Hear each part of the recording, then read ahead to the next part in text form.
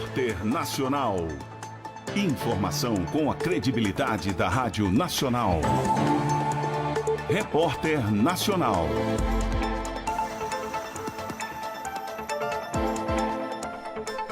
Sete horas e 30 minutos pelo horário de Brasília. Seja bem-vindo, seja bem-vinda a mais uma edição do nosso Repórter Nacional. Bom dia! Hoje, 21 de abril de 2021, data importante de celebração para a nossa capital federal. Eu sou Miguelzinho Martins, ao meu lado, a companhia de Monique Castilho. Monique, bom dia. Bom dia, Miguelzinho. Bom dia a todos os ouvintes e telespectadores que nos acompanham todos esses dias. Você está aqui agora na Rádio Nacional e também na TV Brasil. Pelos próximos 25 minutos, você vai ouvir e ver as principais informações do Brasil e do mundo. A gente está também no YouTube, em Rádio Nacional BR e nos aplicativos da EBC para celular. Vá lá, sua companhia é sempre muito importante para todos nós. E você vai conferir hoje, aqui no Repórter Nacional. A arrecadação federal sobe 18,5% e bate recorde para meses de março. E ainda, Museu de Arte de Brasília reabre em comemoração aos 61 anos da capital do país. Vamos falar também de votações do Congresso Nacional. Mas a gente começa esta edição, neste feriado de 21 de abril, com notícias econômicas. É que o governo anunciou ontem o aumento da arrecadação. 18,5%, o que é um recorde para meses de março. Só explicando aqui, esse índice se deve à recuperação da suposta economia do início do ano e aos recolhimentos atípicos de impostos. E o número surpreendeu, viu? Vitor Ribeiro explica pra gente. O governo federal arrecadou no mês de março 137 bilhões e 932 milhões de reais em tributos. É o maior valor da série histórica, que começou em 1994 e representa aumento real de 18% em relação a março do ano passado. O resultado se refletiu na arrecadação do primeiro trimestre, que registrou 445 bilhões e 900 milhões de reais e também foi o melhor primeiro trimestre desde 94.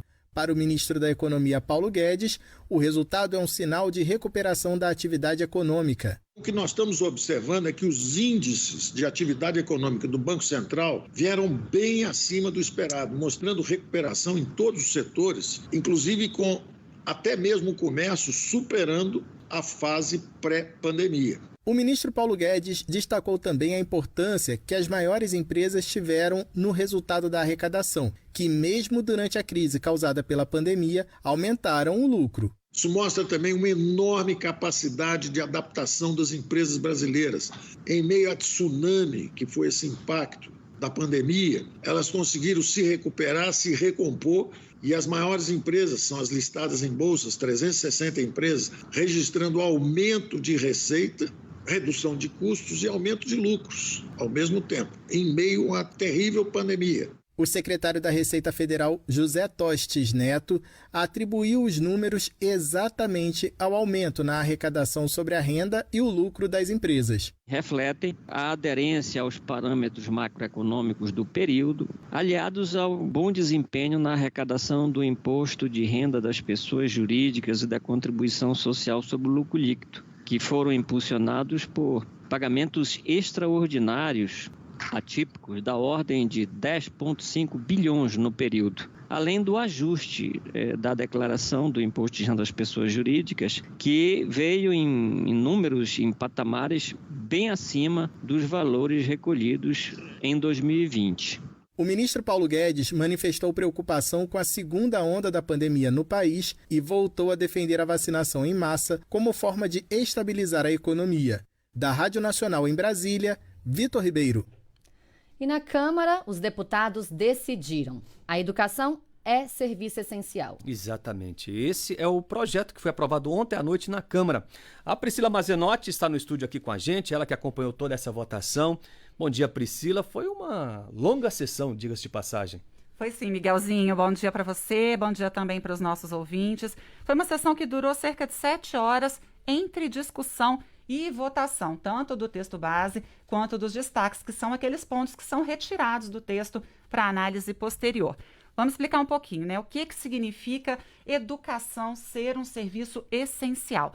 Na prática, gente, é a reabertura das escolas mesmo. As aulas presenciais não podem ser suspensas durante a pandemia ou em situação de calamidade pública, a não ser, é claro, que haja ali uma justificativa, né? Os critérios técnicos e científicos das condições sanitárias do estado e do município, e isso relativo à educação infantil e também os ensinos médio e fundamental.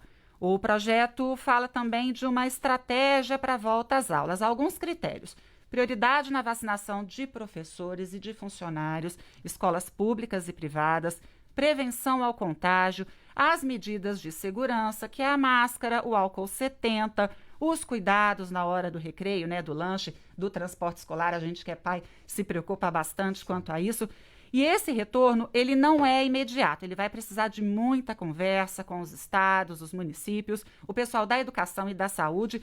E durante a votação ontem, Miguelzinho, os parlamentares mostraram, claro, uma preocupação para que esse retorno ocorra de uma forma segura, né? Sem colocar em risco ali os alunos, os profissionais, os familiares. Alguns disseram que esse não era o melhor momento por conta do alto número de mortes, né? Que a hora agora é de discutir um pouco mais o assunto. Mas o projeto acabou mesmo sendo aprovado. Lembrando que ainda não está valendo, viu? Ainda precisa da análise do Senado. E ainda dentro da nossa cobertura de pandemia e continuando com a Priscila Mazenotti aqui com a gente no estúdio, ela traz informações sobre o setor cultural. É que ontem um decreto assinado pelo presidente Jair Bolsonaro tratou sobre esse assunto, não é isso, Priscila? Exatamente, Miguelzinho e Monique, desculpe. O decreto ele dá mais tempo para os trabalhadores do setor da cultura afetados pela pandemia pedirem o benefício da lei Aldir Blanc. Esse decreto foi assinado ontem pelo presidente Jair Bolsonaro. Como é que foi isso? Vamos voltar um pouquinho. No fim do ano passado, o governo já tinha editado uma medida provisória permitindo o pagamento do auxílio da Lei Aldir Blanc ao longo de todo o ano. Serão pagas apenas as verbas inscritas em restos a pagar, né? São aqueles recursos do ano passado que ficaram para esse ano. Essa Lei Aldir Blanc, explicando melhor, ela prevê 3 tipos de apoio: R$ 600 para os trabalhadores, a distribuição de prêmios e um subsídio mensal de até R$ 10 mil para a manutenção dos espaços artísticos e culturais. E um detalhe, o governo ressaltou que esse novo decreto não representa aumento de gastos públicos, é só a execução dos restos a pagar, como eu falei. Isso dentro daquela proposta, né, gente, de trazer mais segurança para esse setor tão importante quanto o setor cultural, dando continuidade ali às ações de combate à pandemia, Monique. Muito obrigada, Priscila. Obrigado, Priscila. E agora vamos aos números atualizados da Covid-19 no país. Segundo o último balanço do Ministério da Saúde, divulgado ontem, o Brasil ultrapassou a marca dos 14 milhões de casos da doença desde o início da pandemia. Agora são 14.043.076 diagnósticos positivos desde o primeiro registro, em fevereiro de 2020. Em 24 horas, foram contabilizados 69.381 novos casos. O número de mortos chegou a 371.003. Entre ontem e hoje, foram confirmados 3.321 novos óbitos. Já os vacinados ultrapassam 53 milhões entre a primeira e a segunda dose.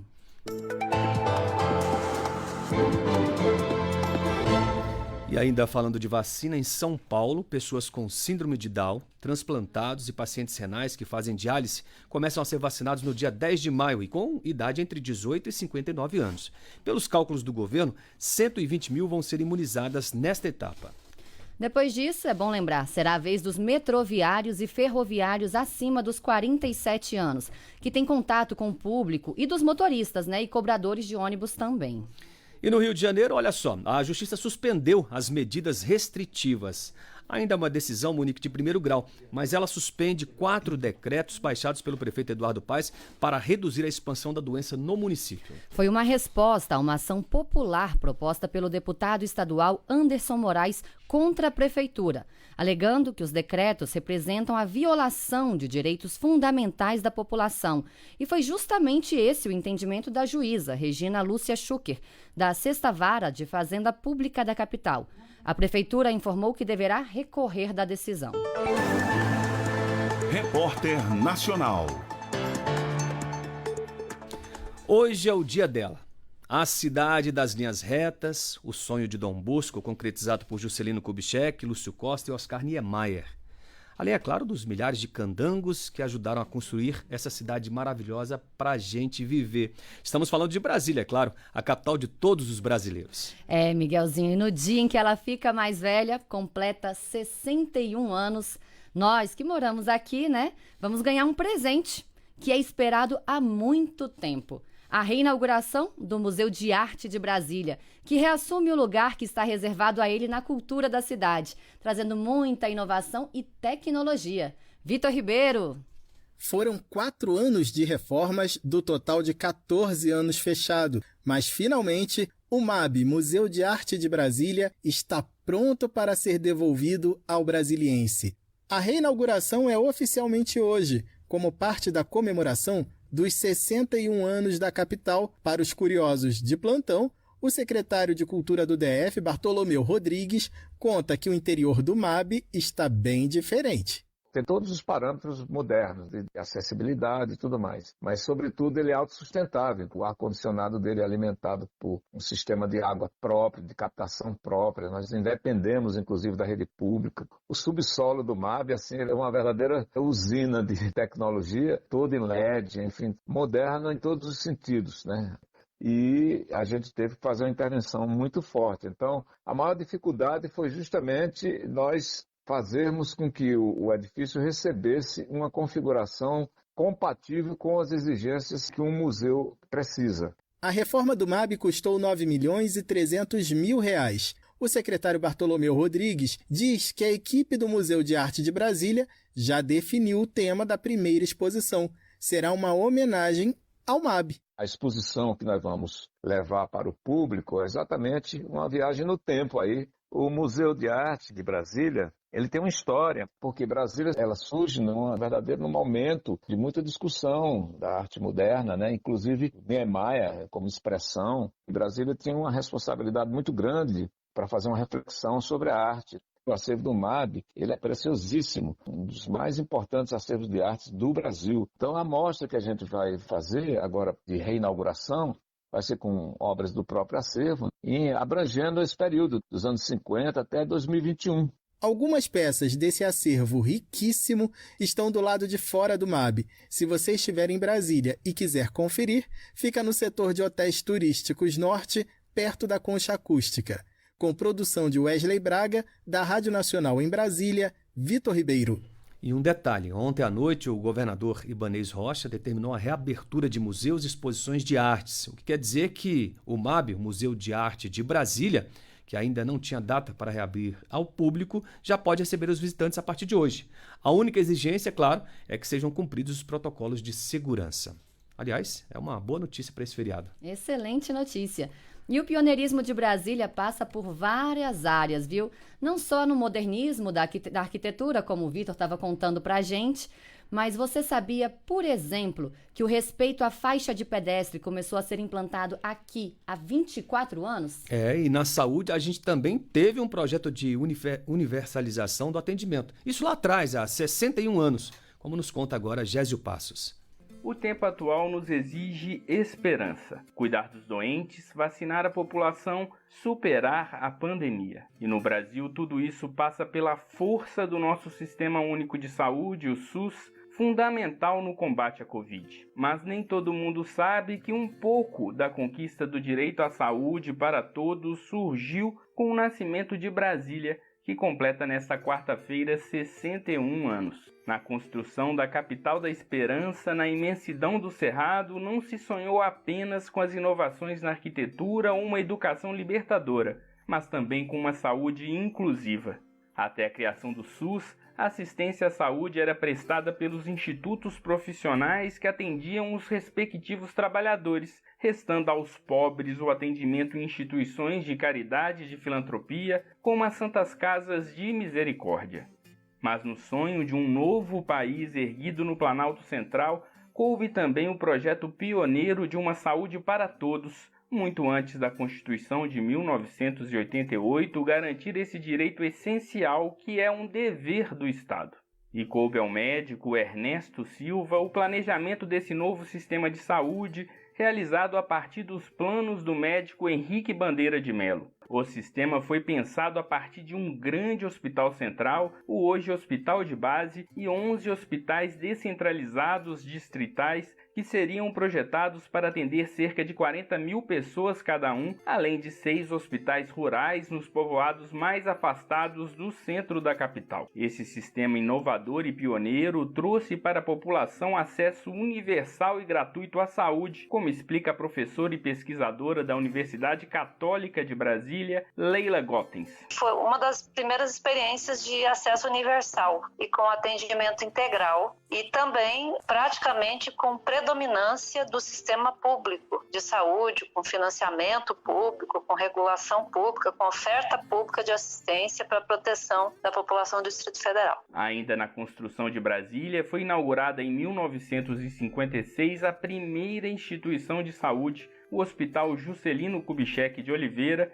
na Cidade Livre, hoje Núcleo Bandeirante. Como conta João Carlos Amador, criador do projeto Histórias de Brasília. Era um hospital simples, todo de madeira, como está lá até hoje. Ele tinha esse atendimento muito mais emergencial. Então era caso de fratura, acontecia muito por aqui, de picada de escorpião, de cobra, alguma coisa assim. Mas com a construção do Hospital de Base, poucos meses após a inauguração da capital, o antigo hospital no Núcleo Bandeirante foi sendo deixado de lado. O prédio de madeira, que abrigou o hospital até 1974, continua preservado como Museu Vivo da História Candanga. O Hospital de Base continua sendo o maior do SUS no Distrito Federal, com mais de 600 mil atendimentos por ano. Da Rádio Nacional em Brasília, Gésio Passos. Repórter Nacional. E vamos aproveitar o feriado para ir a Paris? Quem conversa com a gente hoje é a Adriana Moisés, diretamente da Rádio França Internacional. Bom dia, Adriana. Você tem pra gente hoje informações sobre o caso George Floyd, é isso? Bom dia, Monique. Bom dia, Miguelzinho. É isso mesmo, grande repercussão internacional após o veredito do júri que declarou o ex-policial americano Derek Chauvin culpado das 3 acusações na morte do afro-americano George Floyd. A condenação é interpretada em todo o mundo como sinal de uma possível mudança no tratamento das discriminações e da violência policial contra negros, seja nos Estados Unidos, mas em outros países, como aqui na França. Segundo o jornal do New York Times, a decisão do júri de Minneapolis representa uma rara repreensão à violência policial após inúmeros casos em que policiais ficaram sem acusações ou livres de condenações depois de matar homens, mulheres e crianças negras nos Estados Unidos. O diário USA Today diz aos pais de família negros que temem pela morte dos filhos diariamente que daqui para frente a condenação de Chauvin atuará como um freio à conduta policial violenta. O juiz irá determinar a sentença em um prazo aí de até 8 semanas, mas é certo que Chauvin irá passar várias décadas na prisão. Menos de uma hora antes deste ex-policial ser declarado culpado do assassinato de Floyd, a polícia de uma outra cidade americana, Columbus, no estado de Ohio, matou a tiros uma adolescente afro-americana de 16 anos que aparentemente atacava outra jovem com uma faca. A polícia divulgou parte da gravação da câmera usada pelo agente nesse caso. O prefeito de Columbus, Andrew Ginter, disse que o policial atuou para proteger a outra jovem da comunidade. Aqui na Europa, a Rainha Elizabeth II completa 95 anos nesta quarta-feira, ainda de luto pela morte do marido, o príncipe Philip, no dia 9 de abril. Não haverá celebrações no Reino Unido, apenas um almoço com os membros mais próximos da família real. Elizabeth deve estar acompanhada do príncipe Charles, herdeiro do trono, durante este almoço que irá acontecer no Castelo de Windsor, onde ela passou a quarentena com o marido. Pelo 2º ano consecutivo, foram então suspensas as salvas de tiros de canhão no Hyde Park, na Torre de Londres, em homenagem ao aniversário da monarca. Também não haverá divulgação de seu retrato oficial. É com você, Monique. Obrigada, Adriana.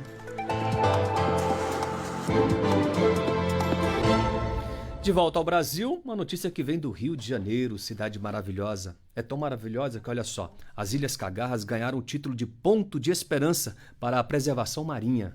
Pois é, Miguelzinho. O local agora faz parte dos 130 pontos de esperança espalhados pelo mundo, que incluem também as Ilhas Galápagos e a Grande Barreira de Corais na Austrália. A reportagem é de Fabiana Sampaio.